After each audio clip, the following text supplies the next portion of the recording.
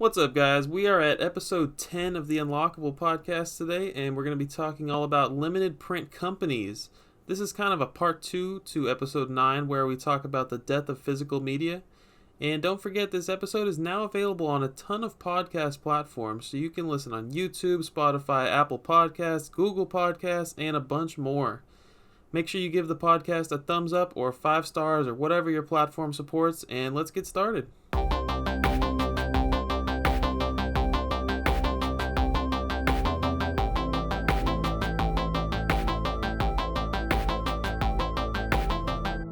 Welcome back to the Unlockable podcast from Bird Dog Gaming. I'm your host, Christian, and joining me as always is Hannah. Hello. Hannah, what's been going on? What have you been up to the last few weeks? Honestly, not a super whole lot. It's kind of crunch time in the semester, so I'm kind of hitting the books. What about you?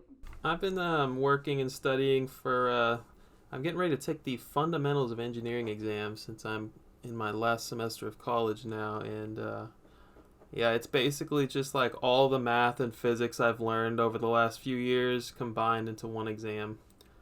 Ouch. That sounds complicated. I'm not looking forward to it, but it's got to be done if I want to get that on my resume, I guess. But anyways, screw that nasty work stuff. We're here to talk about video games, right? Yes. So, what have you been buying? What have you been playing lately?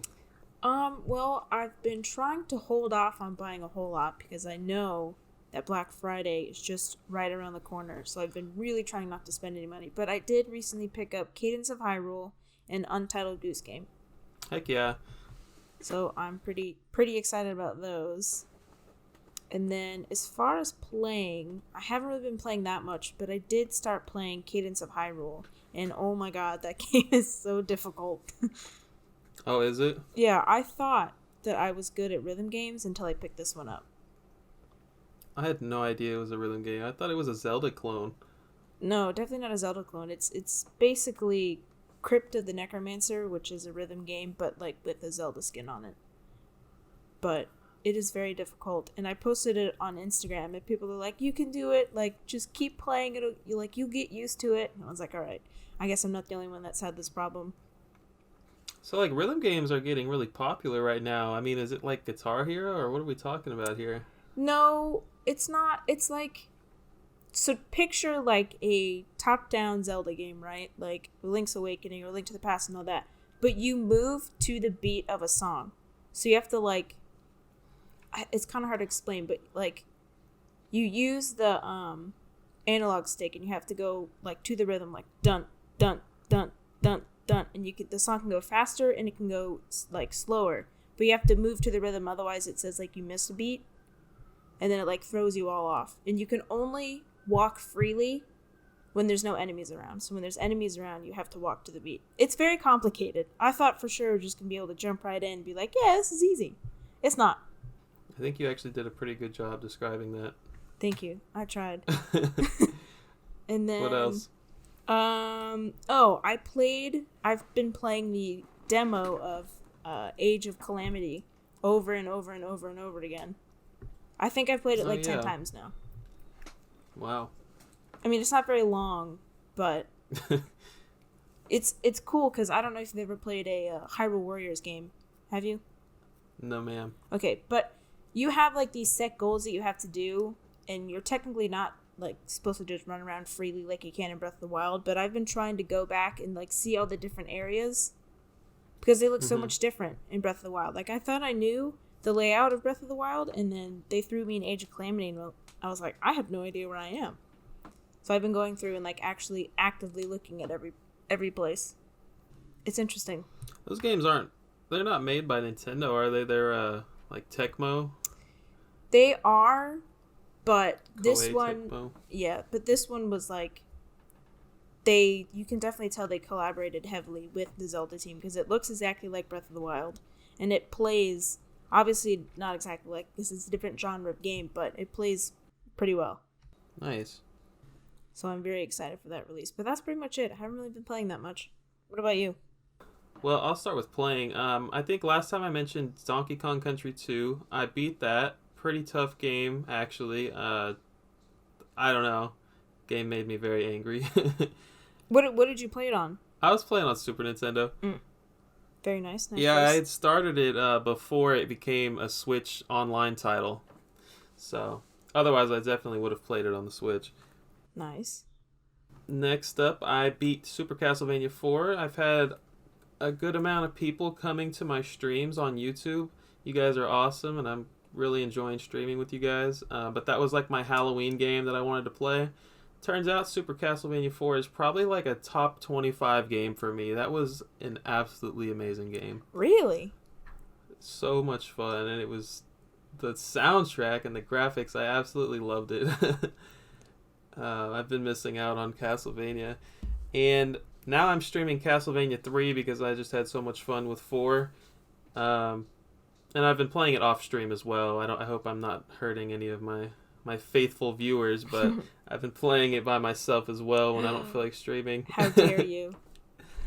Yeah, really, really tough game. And speaking of tough games, maybe I've just been in like a mood of like torturing myself because I'm playing with the first Rayman as well. I've never beaten the first Rayman, and man, it's painful. Wait, you're like the biggest Rayman fan ever, and you haven't beaten the first one? But my love goes so far through, like, Rayman 2 is, like, where my love is focused, I guess. But, yeah, it's kind of, like, the reason I'm going after the first one now is because I feel like I have to. For people like you. So the second one is easier? Yeah, the second game is not even remotely similar to the first game. It goes from a 2D platformer in the first game to a 3D, 3D level-based platformer in the second and third game. But yeah, the first game is known for being like a super difficult game. I did not know that. Well, you can open up your PlayStation Classic and pop it right in. That's alright. I'll leave that one sealed. The last thing I've been playing is Hello Neighbor Hide and Seek. I just bought this on eBay for like $3, and I played the first game. I might have talked about it like way back in the beginning of the podcast, the first few episodes. Horrible game. I don't know why I bought the second one. My girlfriend and I love to play it. She likes to watch me play it, but I don't know. It's a glitchy garbage game, and now I'm playing the second one. I can't explain it, but that's on Xbox One. Is the second one any better? I haven't played enough of it. Seems easier so far, but we'll see. I'll update you guys in the next episode. Been buying. So I'm currently trying to sell my loose Genesis titles, and nobody wants loose Genesis titles, apparently. It's the hardest thing I've ever had to do in my life. It's harder than anything I've come across in school. It's harder than Castlevania 3. No one wants loose Genesis titles. I just think nobody wants Genesis titles in general. Do they? You know, I just didn't know that. I feel like Genesis is so important and people really like it, but when it comes to collecting, Nintendo is where it's at for these people. Like, I mean, NES through Switch, people care about all of it. I don't know. It's just really weird. I had no idea that it was going to be this difficult. But yeah, this other podcast I listened to, they're like roasting people for collecting loose Genesis games. Like, they're kind of joking about it, but they're kind of serious. And I started to think about it, and it was like, you know, Genesis cases really are super easy to come by. You know, it's not like cardboard. Some of them are, but it's not like Nintendo cardboard where it's like, oh my gosh, I have to get that now before it's too late. They're going to all disintegrate. But Genesis titles are plastic clamshells for the most part, and I was just thinking, like, you know, I don't need these loose titles. I can easily complete them, so let me do that. I thought I was going to sell about 28, I think, and then rebuy like 5 of them complete in box, and what's happened is I've sold about 3, and I bought 3, so I've spent way more than I've made off of the loose ones I've sold, so it's not going well. But hopefully by the next episode, I won't still have these sitting around my house. Yeah, you definitely will. The ones that I rebought are Dinosaurs for Hire, Sonic and Knuckles, and the Sega 6-pack. And then I ended up getting a case and manual for Disney's Aladdin. So So yeah, those are complete in box now. And then other than that, I bought some more GBA boxes and manuals and even some games, believe it or not. Jeez. I got Castlevania The Adventure complete in box on Game Boy. And I got a box for my Nintendo 64 copy of Rayman 2. Something I should have owned long ago. Yeah, how did you not already have that? Can you even call yourself a fan? Oh man, I got roasted twice in the same section. It's painful, Hannah. It's my job. Alright, talk to me about a little bit of news. Okay. It's been pretty quiet. It's been a pretty quiet month, I guess, since our last podcast, but I guess we'll do the news that we're out. So the next generation of gaming consoles, which being Xbox Series X and Xbox Series S and the PlayStation 5, just released, and it had a pretty rocky launch. Not because nobody wanted them, but because literally there was so limited stock that websites were crashing and people were having such a hard time even finding one. Do you think it's due to COVID? I mean, it might be, but I feel like gaming companies just like to make that artificial demand. Or it's just, they knew that it was gonna, I don't know. I really don't know. I'm sure it has nothing to do with COVID, and it was just everything to do with them wanting to create that artificial demand. Because it seems like every launch does that, doesn't it? Yeah, I guess so. Yeah, it's ridiculous right now. It's been like almost a week, and people are still probably buying them for $1,000 on eBay. Yeah, and the really only thing that I have to say about that is do not pay scalpers thousands of dollars for it. I mean, eventually you will get one. It just might not be today, and it might not be tomorrow. So just wait it out. You gotta have a lot of money to be just blowing $1,000 on a PS5, man. That is crazy. Thousands plus. I mean, you've seen the eBay listings, I'm sure. Mm-hmm. And then, and another console launched, Super Mario Game & Watch. It was also released recently. I don't know if you've seen the meme, but it's like the meme of the guy walking with his girlfriend, and he turns around, and his girlfriend is the Xbox and the PlayStation 5, and then the person he turns around and watches is the Game & Watch. I think that's funny. I feel like that meme's been going around for like 2 years, and it's still funny. It's still funny. And the launch of that was pretty good, except for it launched with a language error. So you go to click like Italian and it comes up with German language instead. And I think it's so funny because they can't fix that. Like it's permanently an error forever. And it's a limited window that this thing's being sold, right? Yeah. How interesting. So I can't imagine them re-releasing it or stopping production, fixing it, and then I don't know. Because I'm sure they're already made. Yeah, I don't think they're doing a second print. Yeah, Well, because they made a tweet about it like a couple weeks ago, right? Yeah, they're like, sorry. It's just gonna launch with Interesting. one. And then the 3DS gets a firmware update, which is the first one in over a year. Yeah, I noticed it because I play my 3DS on the daily, right? Don't you? Yeah, all the time. Mm-hmm. And Super Mario All-Stars sells 5.2 million copies in 12 days. We saw that coming, right? That's insane. I guess they're having some FOMO, fear of missing out. They're like, oh yeah, gotta buy it. But it's still stocked in like every store I've been in. Holy crap. I have been trying to figure out what the heck FOMO stands for months. Why didn't I Google it? I don't know. But, wow, that's good to know, Hannah. Thank you for saying that. You didn't know what FOMO was? I've been hearing people say it a lot. Oh my gosh, it's fear of missing out. I can't believe you didn't know that. How did you not know that? Okay, next, Pikmin 3 Deluxe sales were lower than the Wii U, but only in the UK. I've heard in Japan that it's still selling quite well. So don't believe those headlines. Yep, I was laughing when I read that headline yesterday. It was pretty funny. It's like, oh man, poor Pikmin fans. I feel so bad for them. And then Activision / Blizzard makes $1.2 billion in 3 months. In what? In microtransactions, right? Oh, yeah. Forgot the key word there. I know. It's like, oh, cool, a company makes money? Sorry. And microtransactions. Which is just disgusting. That's all your, it's not Fortnite skins, but it's whatever other skins Activision Blizzard sells. Oh, God. Don't even get me started. And then last but not least, something fun is the Game Awards have released their, I guess, whatever date that they're going to actually have it on. I assume nobody's going to be there. How are they going to do that? It's going to be all virtual? Anyway, it's on December 10th, and the nominees for all the categories will be released soon. So go vote, because we actually get a voice in this one. Less than a month away. And that's it. That's all I got. It's pretty quiet. That's it for the news, Hannah? That's it. All right. So if you recall back on episode 8, we talked about the death of physical media. Today we're talking about companies that have made the absolutely wonderful decision to make games that are exclusively digital and put them on a disc or a cartridge and release them physically for us. How nice. They're trying to counteract the inevitable death, and we love them for it. Why is that a good thing?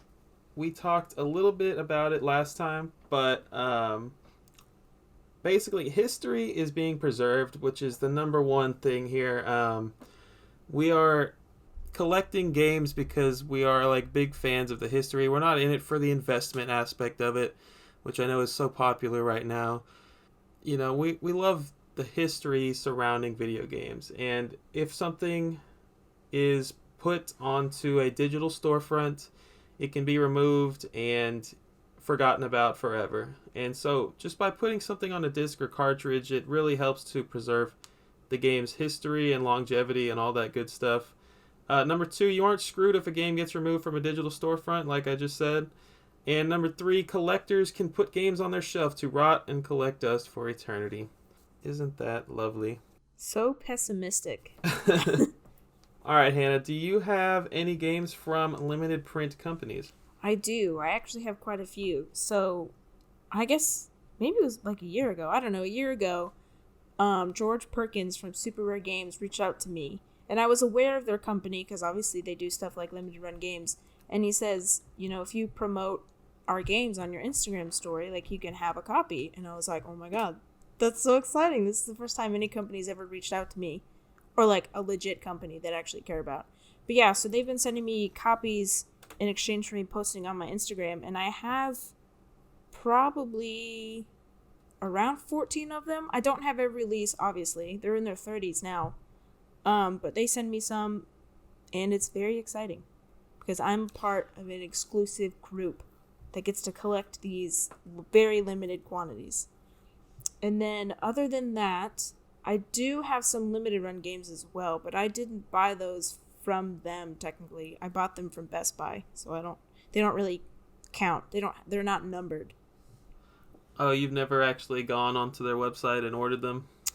No, I usually choose to wait until they come to Best Buy, if they do come to Best Buy, because I don't have to pay for shipping. Gotcha. Which is really cheap because shipping's only like $4. But yeah, I think that's it. I have, so I want to ask you questions about Super Rare Games, but it's going to be later. Like, I'll just wait until we talk about them in the episode. Super cool, though. I love that they do that for you because I know how much you love the Switch, and you're getting to play a lot of stuff that you wouldn't normally get to play. I do love the Switch. I have one limited run game that I didn't even know was a limited run game until after it came in the mail, I think. So this was actually a Christmas gift, so I should say after I got it for Christmas, but it was, it's called Pang Adventures. I don't know what number limited run game it is. It's like a sequel that came out on PS4, Xbox One, and maybe Switch and PC. I've definitely talked about it on the podcast before, but it's an old series that I really liked from, started on TurboGrafx, it went on to NES and Super Nintendo. And so yeah, there's like a modern sequel that came out and it got a physical release, and once I found that out, I was like, I absolutely need this. And so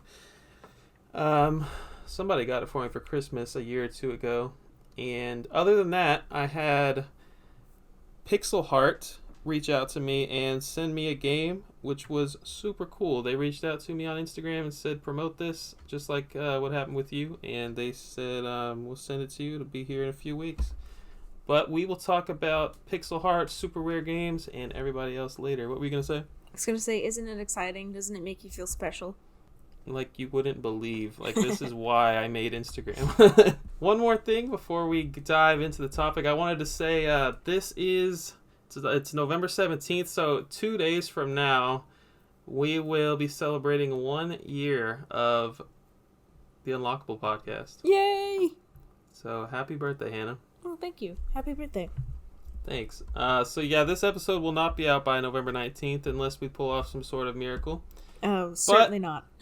You will see something on Twitter, and so let's say it's not November 19th and you're listening to this on a later date. You can scroll all the way back up to my Twitter page to November 19th, and you can say, wow, that's a really nice picture that Christian made on Photoshop to celebrate the 1 year anniversary. Look at that graphic. And, all right, so let's go ahead and dive into it. So yeah, you got us started here. Go ahead. Okay, so I have some definitions here because while we were doing research last night, I kept getting these terms confused. So I'm going to lay them out real obvious for you. So first we have developer, publisher, and distributor. So the developer is the team or the people who actually make the game. Like they're the ones like typing in the code, making all the graphics. They're the developers. Then the publisher is responsible for marketing, sales, and PR of a game. And they sometimes aid in the cost of developing a game. And then a distributor, which is I guess what mostly we're talking about today, are the ones who purchase that software and decide where to sell it and how. They may even manufacture the media itself. So, just so you're not confused, like I was for hours last night.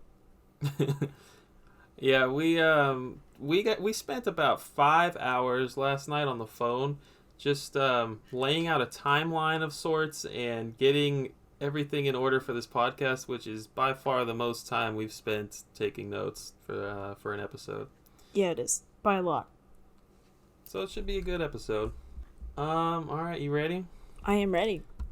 First up on the timeline here, we have so like in the timeline, I mean like from the time that games started to not be released physically in specific regions, I guess. The majority of this episode is focusing on digital and physical media, but in this case, let me just get started. Passionate fans start to release physical copies of games that didn't get released at all in their region. So the biggest example I have of that is Mother 3. Every time Nintendo tweets something, Mother 3, please, we need Mother 3, like every human being replies about Mother 3. So everyone's familiar with this.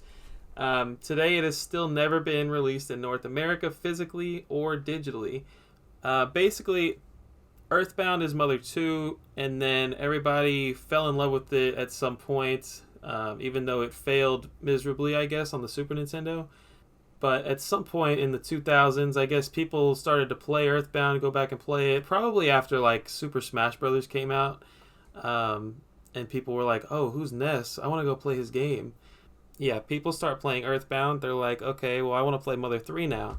There's this website called starman.net, and it's probably a forum, I didn't actually check, but these people all got together and worked on localizing Mother 3, which was a Japanese exclusive, so it was never actually translated into English by Nintendo or the developers of the team that made it. So from 2006 to 2008, the community at starman.net got together, created a localized copy of Mother 3, and I read that it was one of the most demanded localizations in history. Aside from that, we have Seiken Densetsu 3, which is Trials of Mana. It was Secret of Mana 2 was a big Secret of Mana 2 was a big title here on the Super Nintendo, and when it came time for the sequel, it was only released in Japan, and so that is another game that got localized by fans, and people eventually would release it onto Super Nintendo cartridges, and you could play it almost like it was an official thing. That's so cool. Yeah, they did the same thing with Game Boy Advance cartridges for Mother 3, I believe. I imagine these games came out on PC first, but later they would put them onto cartridges. Final Fantasy 2, 3, 4, 5, and 6, they did this for. I believe those games were Japanese exclusive for a time. So when you see Final Fantasy 3 on like NES or Super Nintendo, it's not actually Final Fantasy 3. There's like some freakish numbering convention there it's annoying. It's one of those situations. Nice. There's a lot of those. Yeah.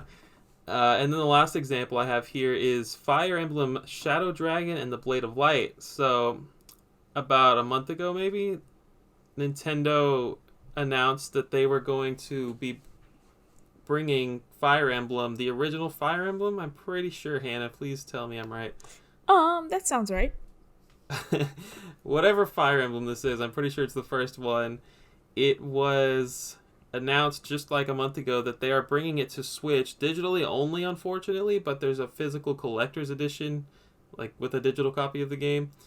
So yeah, definitely look this up if you haven't seen it. It's got a freaking silver NES cartridge. It looks pretty cool. And if you're just now hearing about this, it's already too late. It's sold out everywhere. So yeah, sorry about that. But people are wondering, including me, if Mother 3 is next to be brought to the Switch. I think it is inevitable, Hannah. I wouldn't say that. You might get a Mother 4. I know absolutely nothing about the Mother 3 Earthbound series at all. I don't know. I'm just not interested in it. But you might see a sequel or something. From what I understand from like the research I did yesterday, I think the guy who did Mother 3 said that he's not making a sequel, but I don't know. Oh, well, never mind. Sorry. Sorry to burst your bubble. Okay, and then next we're moving on to the Xbox 360, the PS3, and the Wii era. So in this era, games are no longer required to get physical releases. And what we mean by that is consoles can now connect to the internet. They all have their own like digital storefronts. Yeah, so you can buy games from that instead of having to buy physical copies. And then so this is an easier way for indie developers or people that don't have a lot of resources or money to just release their games digitally. And it's cheaper for them, and they probably make more money as a profit. So Steam came out in 2003, which I don't know if you know. I'm sure you know this, but it's it's a big PC digital store. And so PC indie games have been coming out digital only for years at this point. But right. That's on the computer, not on the consoles. So this was like the first time you could buy. Like GameCube didn't connect to the internet, right? So you couldn't buy digital games through that. So this is the first time that you're seeing people actually being able to log on to the digital storefront and buy games digitally. Right, and we know that the PS2, the Dreamcast, Xbox, they all had internet capabilities, but digital storefronts is what we're focusing on here. Right. But yeah, so moving on to the next little milestone here, companies start to publish games that are exclusively digital. So it kind of goes hand in hand with what Hannah was just talking about with Steam, but not for consoles, right? So this is now the Wii is out. You've got your WiiWare, right? There were games coming out on WiiWare that you could not get physically. Big one that comes to mind is Punch-Out. There's a Punch-Out game, lost to time unless you have just the right Wii to play it on. And then same thing for 360 and PS3 games. There was a huge storefront for all three of these consoles. And even the DSi, remember the DSi store? I do remember that. I didn't think about that last night when we were taking notes, but yeah, the DSiWare had, I'm assuming, some exclusive titles. But on the flip side of things, you have companies that are able to take, like, for example, Nicholas in 2010, or Nicalis, as Hannah says it, takes, it's probably how Hannah says it. It's definitely Nicalis. I don't think anyone looks at that word and says Nicholas. In 2010, this company took Windows exclusive game Tori Bash and published it to the Wii, which was a game developed by Nabi Studios. So at this point, like Nicalis is taking games that are on these storefronts, including Steam, right? So this was a Steam game, a PC title, and they're taking them and putting them on consoles. So as far as I know, like, I'm sure that it goes back further than this, but this is like as far as we're gonna take it for the moment. Indie developers are getting their games onto store shelves thanks to companies like Nicalis, I Am 8-Bit, East Asia Soft. So I Am 8-Bit did a lot of classic games for like really crazy prices recently. I didn't think to look up ones in this 2010 era, but in the past few years they've done Mega Man, Street Fighter, Earthworm Jim, and they're limited quantities, but they're actual cartridges that you can put into your console. They make them look all cool. They charge you like $200 for some of these things. I saw that. That's freaking insane. They do like chase variants for all the Funko Pop collectors. I mean, it's just they do a lot of things that are so obviously to get your money. And then there's East Asia Soft, which is a niche game publisher with a focus on Asian developers. They started in 2007 in Hong Kong, and they have since made PS4 games, Vita, Switch, Xbox One titles, and they publish games for digital storefronts, and then they also publish physical games. They often work together with Play Asia, which I'm sure a lot of you guys are familiar with. Play Asia is known for like getting games around the world at cheap shipping costs. Mm-hmm. Is that a good way you would describe it? I would say that their shipping costs have gotten cheaper, but like, yeah, they distribute games from all over Asia. I mean, all over the world, really. Right.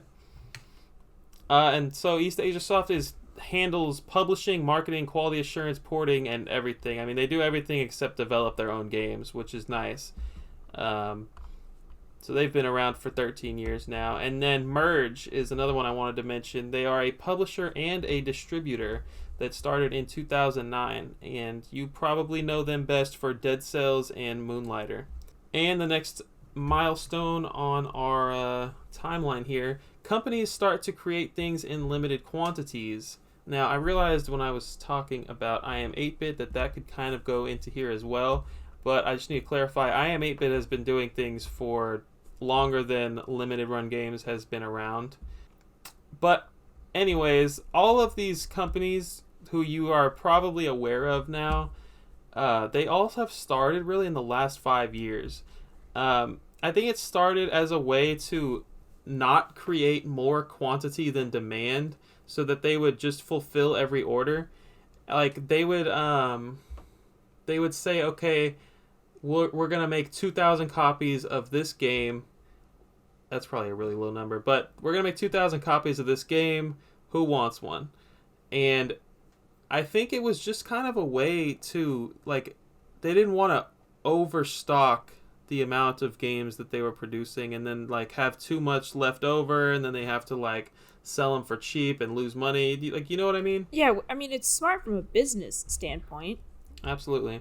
But unfortunately, it creates artificial rarity, which is something we were talking about with the Xbox and the PS5 earlier. It has since, I feel like personally, it's turned into a way to get people's money.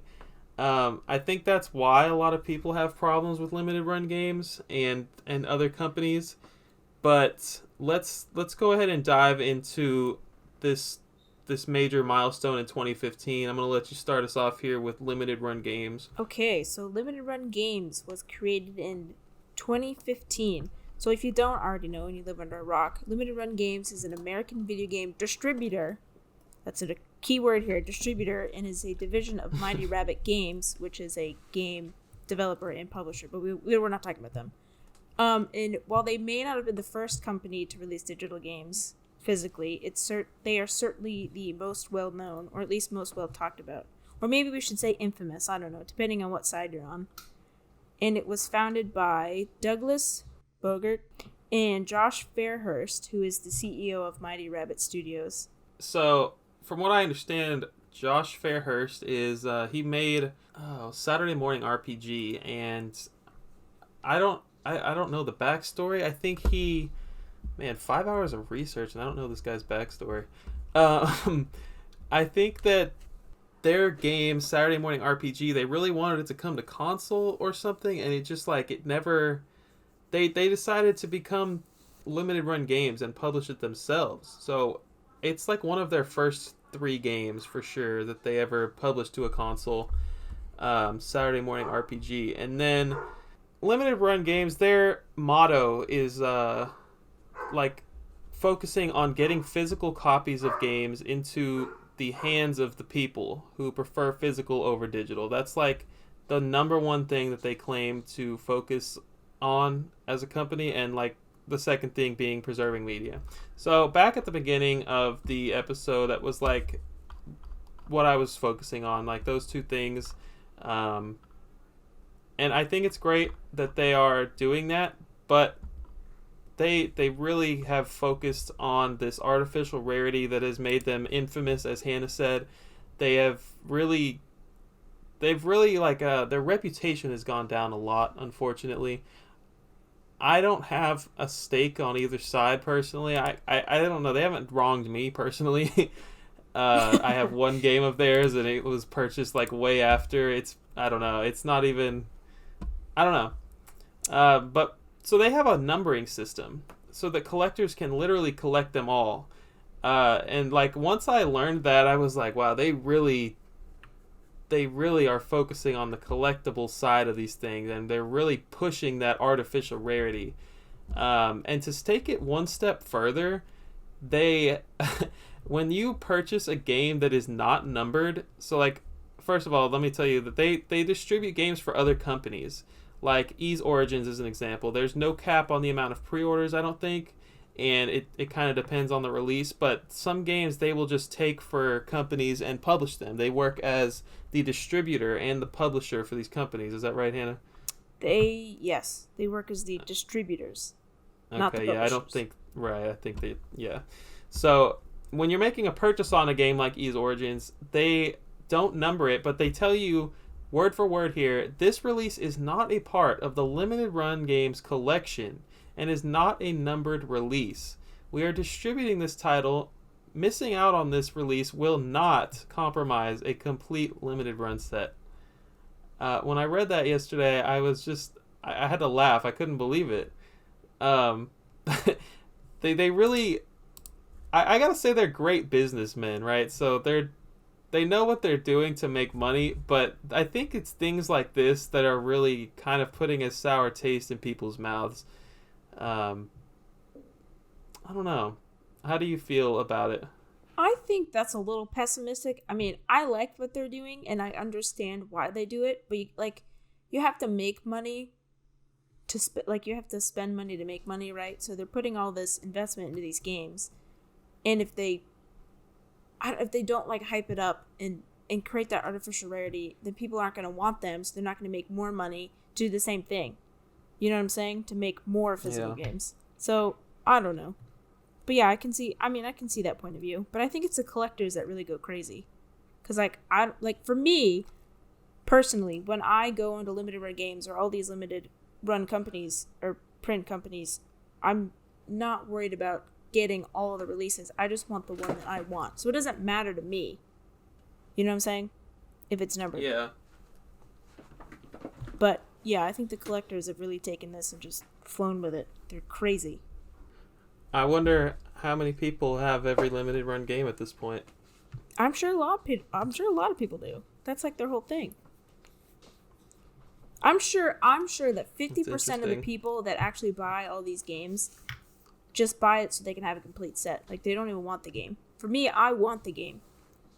I want to play it. I just don't, want it to sit on the shelf. You know what I'm saying? And that's pretty crazy that they've started doing this so that people can play and own the things that they want physically, but it's turned into, well, we haven't even talked about scalpers. It's turning into scalpers buying these games and reselling them, and it's turned into people just having them to have them, which is really wild. Yeah, and see, they're definitely taking advantage of that. Yeah. Oh no, absolutely. But like you said, they're businessmen. But for me, I think the way that I would do it so that you wouldn't make that artificial rarity is like what you said with Ys Origin, which is what I did. You go on their website and it's an open pre-order, so there's no cap, and you just see how many people actually want it.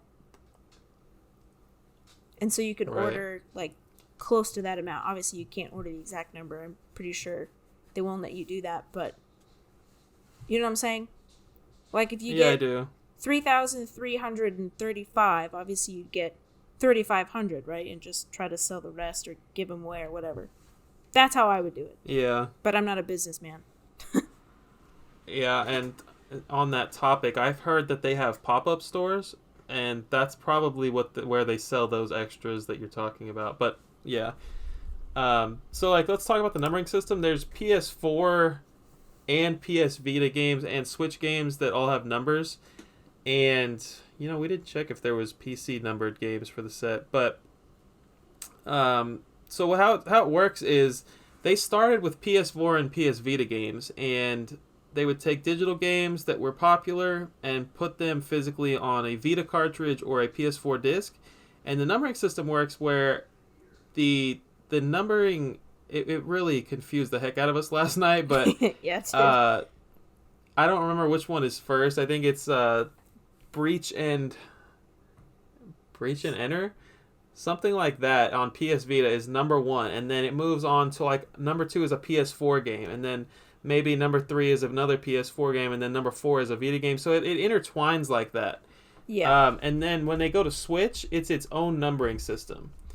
And then that like brought up my theory that like I wonder what they did with a 2-week collection on 3DS. I was wondering if like it was a Nintendo thing, and so that they just added it to the numbering system. I don't think that game actually got a number, so that disproved that theory. Yeah, well, considering how dead the 3DS is, I don't think anyone's going to be making any limited games for that. I bet everybody would buy one if they made one right now. You think so? Yeah, I bet it would sell great, just because it's the last 3DS game. Collectors, man. So yeah, they've also made a Wii U game, or maybe multiple Wii U games, and they've made... Oh yeah, we talked about it last night. They did Axiom Verge, and somebody did Shakedown Hawaii. I don't know if it was limited run games. Do you know? I don't think it was them, no. Okay. We probably should have looked that up. But anyways, they've made Wii U PC games and also one 3DS game, a 2-week collection.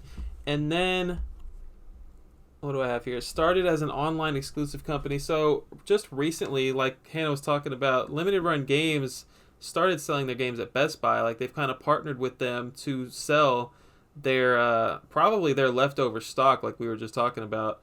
No. But you can... It is not their leftover stock. No, see, so what they do with when they give them to Best Buy is that they actually change the cover. So there's a limited run exclusive cover, and there's a Best Buy exclusive cover. That is the definition of artificial rarity right there. So I guess if you really like that game, you got to get both. No, if you're a collector and you have to have everything in sight, then you got to get both. That's what it comes down to. They're not numbered, though. Yeah, I feel you. So, I mean, I wouldn't buy this. I was, like, a big fan of the game. But, like I said, collectors are crazy, man. Collect anything and everything. Okay, so then soon after this, after people realize, wow, limited run games, they have something going for them, lots of copycat companies started to pop up. So a few examples of that are Special Reserve Games, which produces and manufactures games, so basically distributing. Strictly Limited Games, which is distributors of some kind because they have their own website, their own storefront. And then Super Rare Games, which I talked about before, publishers and distributors. And I guess I'm biased because I like Super Rare Games. They're very nice people. Thank you for reaching out to me. But the difference between limited run games and super rare games when it comes to releases is limited run games announces their games like months or maybe even a year before they actually like have it in hand. Whereas super rare games already has their copies in their hands ready to ship when they announce it. So like when you buy it, they ship it to you, which is amazing because I've been waiting for my frickin' copy of Ys Origin for like a year now. Yeah, it's a different business practice. I think it's interesting that they do it that way. I think it's nice that they do it that way. Yeah. A few more copycats here. We got Red Art, which started in January of 2018. Like, these companies, I'm telling you, have just been they've been coming out everywhere. There's a bunch that we're not even going to mention here, but Red Art started in January 2018. Evil Land is probably their most well-known title, which I hadn't even heard of, but Hannah sounded like she knew of it, so I threw it on here on the notes. I do know that. Specializing in retro gaming and special editions is what their Facebook page says. One Print Games is a publisher that was founded in November of 2019, and they specialize in Nintendo Switch indie games. They are known for Death Squared and It'll Do's physical releases. Mm-hmm. I've seen them do. They seem to do a lot of collector's editions. So that's something else. These companies have found like it's just so easy to find like some random company that can easily produce cheap knickknacks and throw them into a big cardboard box, and collectors go insane over it. And yeah, I don't know. That's like, it's a huge thing. Like, it's very rare that something is coming out and it's like quality right now as a collector's edition. I feel like, I don't know, at least for these limited print companies, but it's these knickknacks it's the exclusivity of it that people are like, this is an official product from Limited Run. This is an official product from One Print Games, and it's rare, and I have to have it in my collection. I'm not even going to open it. I'm not even going to look at the knickknacks. So it's just all about owning it, you know? I mean, I know some people open their games and play them. Hey, I open my stuff. I open my stuff sometimes. So Pixel Heart is another one I wanted to mention. It's a European company. They sent me Super Trench Attack a few months ago, so shout out to you guys for reaching out to me on Instagram. This is a game that was developed by Retro Army Digital, and it was all the way back in 2014. It was a Steam game, and they took it from so it was actually published on Switch in 2019 on the eShop, and then Pixel Heart, I guess, had to reach out to that company and say, hey, we want to make this a physical game. Pixel Heart published it physically to Switch, and it's got the PEGI rating on it. So it's actually it's probably the first European game, maybe second European game in my collection, which is pretty cool. Ooh. So yeah, big shout out to Pixel Heart. And we're gonna move on to this next milestone, which is kind of brings us to today where we're at. It's the Switch, PS4, Xbox One era and beyond. So here in this era, we have games that are coming out partially on the cartridge or disc, and the rest is downloaded with a code. And this probably started 2 or 3 years ago, and people have just not been okay with it. But I don't know, they're not okay with it, but they're still buying it, right?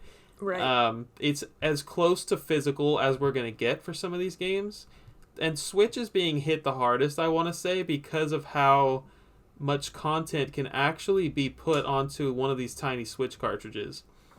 So games that come to mind, Mega Man. I don't know which Mega Man games or if it's all of them or what, but there's the Mega Man collections. It's like, okay, half the games are on the cartridge, and then half of them you have to get a code to play them. And this is a big deal for, I didn't write this down, but let's talk about this. It's a big deal for companies like GameStop, because GameStop thrives off of used games. Now, if somebody sells Mega Man and the code has already been used, well, GameStop's screwed, because they're selling like a third or a half of what the game originally came with. You know what I mean? Yeah, I was just thinking about that. It's really, man, everything is working against these freaking GameStop, man. Poor GameStop. LA Noire is another one. Noir? LA Noire? That Texas accent. Starlink Battle for Atlas. I didn't know this until Hannah told me last night, but part of that game is not, part or all of that game is not on the cartridge. NBA 2K requires internet download. Mortal Kombat 11.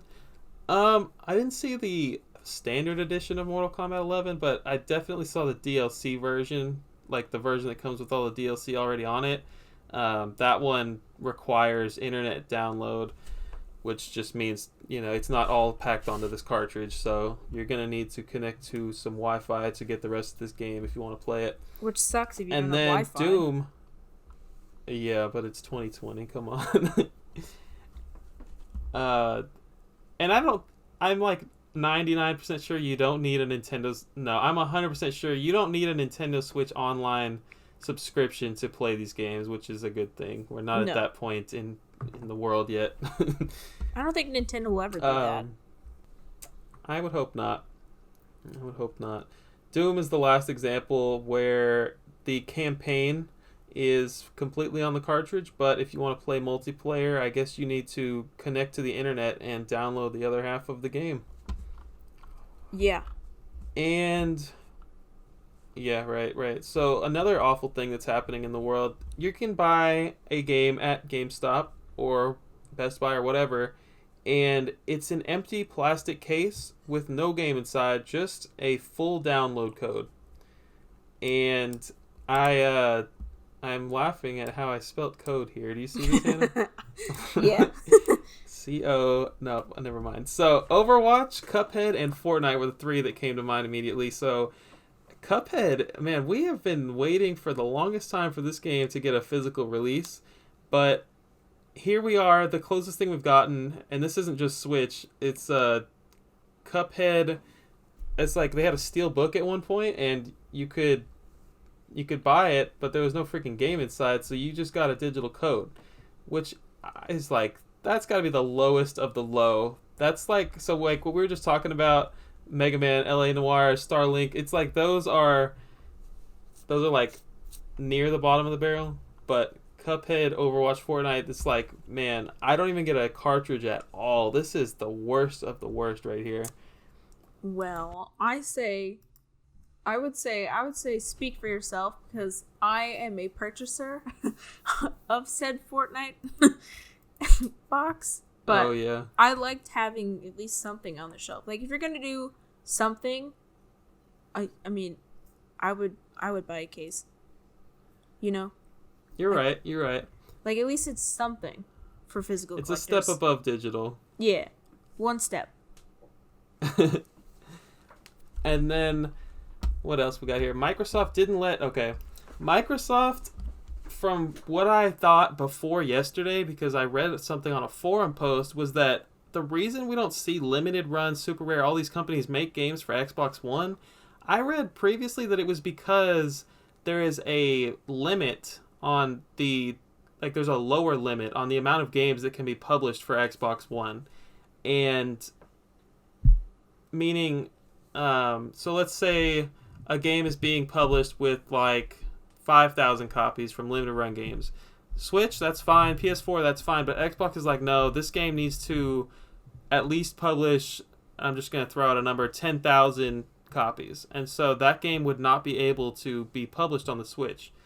And that's what Xbox. I learned. What did I say? Switch. Xbox One, yes. So that's what I thought until yesterday. I was looking at Pixel Heart, and they have like one or two games coming out for Xbox One right now. So there's a couple things that I have. There's a couple theories I have here. And also Streets of Rage 4 is coming physically to Xbox One.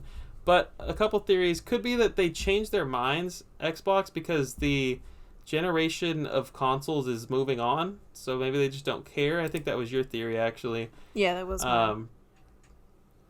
And then what I thought way back when is that Xbox is just the least popular, least selling system of the three, so maybe that's why they don't care to make the limited print games on the console.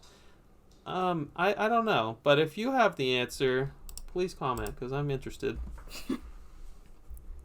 Okay, and then I guess under this same category, the same era, is an example, I guess, of this would be Cadence of Hyrule, which I just talked about a lot, was released digitally first, and I so debated whether I should actually buy this one digitally, because obviously it's a Zelda thing and I have to have everything Zelda, but then they later released it as a physical edition. So what Nintendo did is, I guess they paid for it, they published it, so they actually did have a physical release, and it just released recently.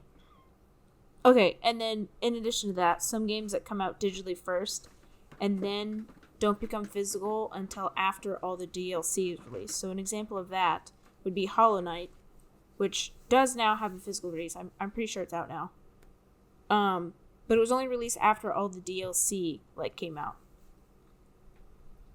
And then another example of this is Binding of Isaac, which has a very complicated release, but I'll just leave it at that. And then, or games that release digitally first and then see an updated version being released later. So an example of that would be Snipper Clips. It was a launch title for the Switch on the eShop, and then a physical version of that game came out a few months later and included like more levels, new worlds, and like a new multiplayer mode, but didn't get a physical until so it came out first, I guess, probably so they just get some money, and they're like, oh, okay, there's actually like a lot of people that want this. So then they made a physical release and then updated a little bit. So I guess the fans be like, I kind of want that. Was that like an app? Snipper Clips? Yeah. Probably. I don't know. That was an iPhone game, but I don't know. I mean, you could probably play it on the phone. Switch is just a tablet anyways. And then nowadays we have games being published by multiple publishers. So when we were on our research binge last night, we were looking up all sorts of websites and all sorts of publishers and all these things that, first of all, when we were looking these up, I was very confused on what the difference between publisher and like distributor and all that was. But I kept seeing multiple games on different websites. So an example of that, which we've stated like 10 times earlier, is Yeast Origin by .emu. And it was on the Limited Run Games, like I said, but it's also on Strictly Limited Games partner store. So what I gather from that is that either the developers or the publishers, we probably will never know, of a game partner with multiple companies to distribute their games. Or those developers and publishers go like halvesies and split the cost of manufacturing and developing. You know what I'm saying? They're like, yeah. Oh, it's a limited investment. We'll go on with another partner and then we can distribute it both through our stores. But of course, we would never know any of this. This is all just speculation.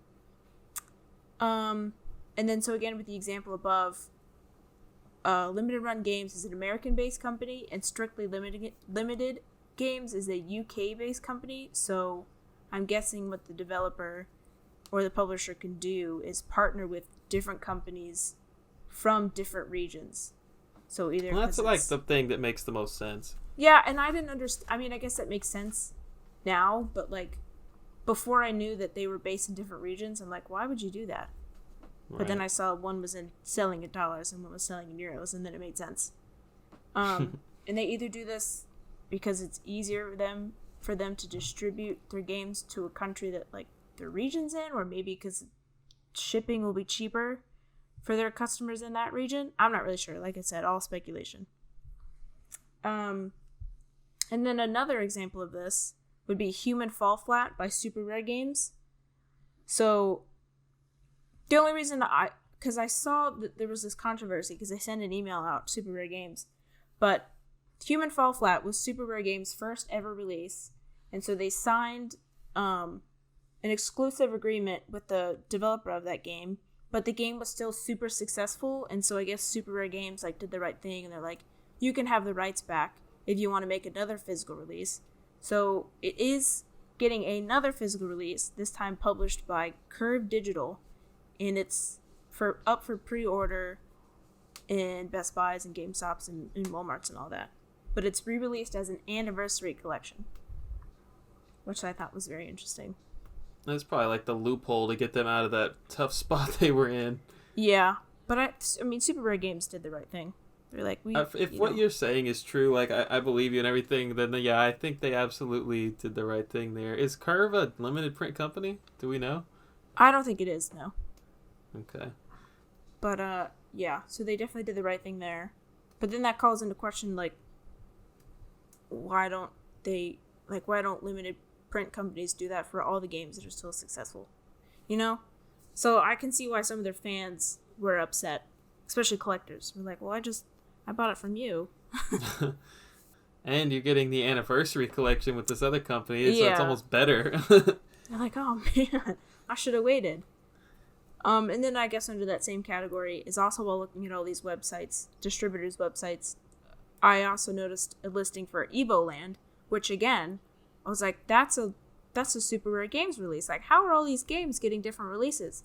But super rare games only works with Switch games, and so this listing on Red Art Games website was for a PS4 version. So I guess that the companies or the developers of the games can make exclusive deals for a system for one company and then for a system for another company. So if you weren't already confused, that's just adding more on top of all that. Yep, I'm with you. Streets of Rage 4 is another one that we know had some drama recently, and it's being released by Limited Run Games and this company's Signature Edition. Yeah, I mean, it's interesting. You don't know if... you can't really trust these companies, I guess, even though they seem like they're doing the right thing. You don't know... Well, okay, here's the deal. If you're really into, like... If you're, like, a hardcore limited run collector and you have to have everything Limited Run makes, then you don't care that Signature Edition is making a Streets of Rage 4 release, because you just want the Limited Run stuff. But if you're like a Streets of Rage 4 fan and you're like, I don't know, I'm trying to think of a scenario where someone would be like obligated to be mad that they bought the Limited Run version and then find out Signature Edition is also making one. The only reason I would think people would be mad is if one is like significantly cheaper and it's the same thing. Yeah, the price difference would be... Yeah, I'm with you there. I don't know. And they're not coming out with the same stuff. Like the box art's probably different. It's definitely a variant. I don't know. I'm not seeing that side of the argument very well. But despite how you feel about these individual companies and how they are creating their artificial rarities, they are doing the right thing by, like, what Limited Run's goal is first of all, giving people physical versions of games that they love digitally and preserving history. And I think that that's the most important key takeaway here. As a part 2 to our episode 8, it is like physical media is dying, but these companies are working to counteract it, and I think that that's awesome.